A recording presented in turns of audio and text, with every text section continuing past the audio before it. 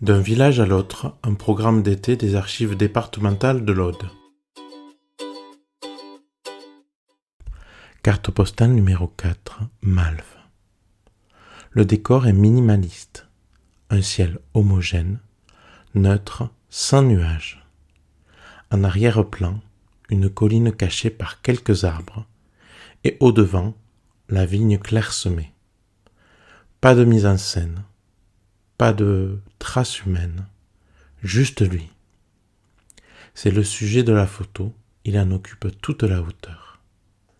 Tel un peintre pour le roi de France, le photographe nous délivre le portrait officiel de ce géant minéral. Il n'a rien de lisse, de droit.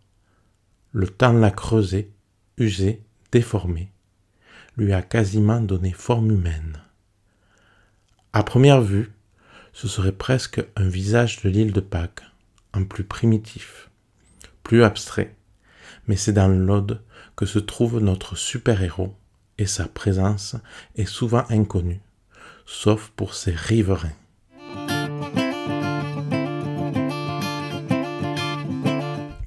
Continuons notre parcours estival et arrêtons-nous maintenant du côté de Malves, où se trouve un menhir. De forme rectangulaire, d'une hauteur de 5 mètres, d'une largeur d'1 mètre 45 et d'une épaisseur de 40 cm, le menhir de Malves est un grès local du Lutétien. Il est positionné sur la rive droite de la Clamoux. Son poids peut être estimé à une dizaine de tonnes environ. Une légende rapporte qu'au 8e siècle, une armée sarrasine en mouvement vers Carcassonne se trouva stupéfaite face à ce monument, abandonna son raid et revint vers Narbonne en passant par Trèbes qui fut miraculeusement sauvée.